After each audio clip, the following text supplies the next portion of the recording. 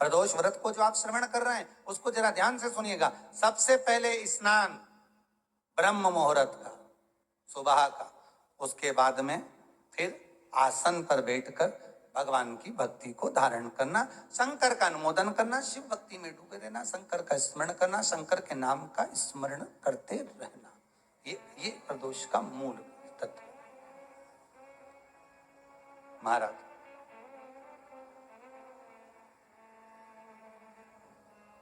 प्रदोष व्रत करने वाले को भोजन नहीं करना चाहिए। ध्यान दीजिए,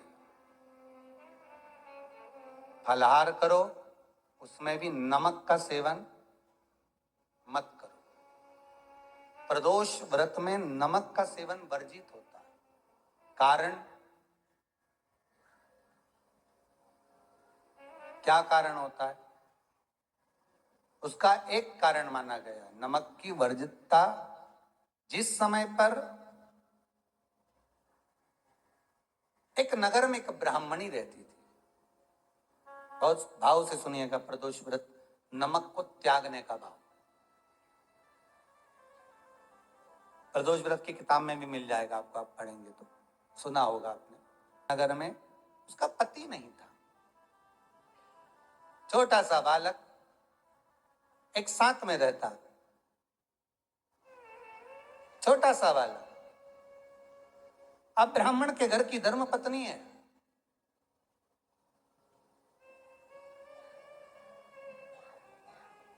ब्राह्मण कर्मकांड करने वाला, पूजन करने वाला, पाठ करने वाला, अनुष्ठान करने वाला, पूजन करने वाला, मंत्र जाप करने वाला, भगवत भक्ति में डूबने वाला। ब्राह्मण तो चले गया, ब्राह्मणी बच्चे के साथ रह रही। क्या करे वो? अकेली निवास कर रही,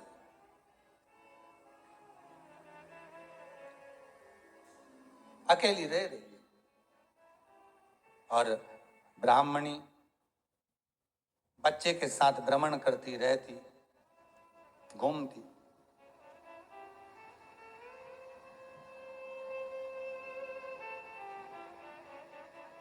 कहीं कहीं दर दर जाकर कुछ भिक्षा को मांग कर लेकर आ जाती, और भिक्षा लाने के बाद में उस भिक्षा को जब लेकर आती तो अपने बच्चे को भी खिलाती और स्वयं भी उसका पान करती।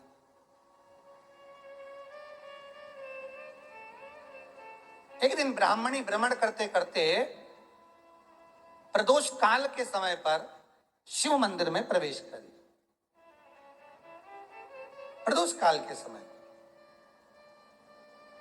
और शंकर मंदिर में जब प्रवेश करा, प्रदोष काल किसको कहते हैं? सूर्य अस्त हो रहा हो, रात्रि प्रवेश कर रही हो, दोनों का जब मिलन हो रहा हो वो प्रदोष काल कहलाता है। दोनों का जब मिलन हो रहा, सूर्यास्त हो रहा हो, रात्रि अपना चरण बढ़ाने के लिए आगे बढ़ रही हो, और दोनों का जब मिलन हो रहा है, वो प्रदोष काल है, वो प्रदोष का समय है।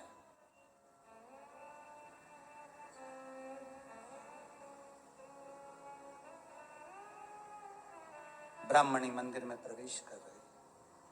जब ब्राह्मणी मंदिर में प्रवेश करी, मंदिर के अंदर पहुंची, प्रदोष काल का समय था, प्रदोष का समय चल रहा था। और प्रदोष काल के उस समय में, प्रदोष काल के उस समय में जब ब्राह्मणी ने देखा कि कोई भगवान की भक्ति में लगा हुआ है, भगवान के रस तत्व में डूबा हुआ है, आज ब्राह्मणी के पास में कुछ पदार्थ नहीं है, अपने बच्चे का पेट भरने के लिए कुछ सामग्री नहीं है, और कुछ आस लेके वो प्रवेश करी है, कुछ आस लेकर वो अंदर प्रवेश कर जाती है।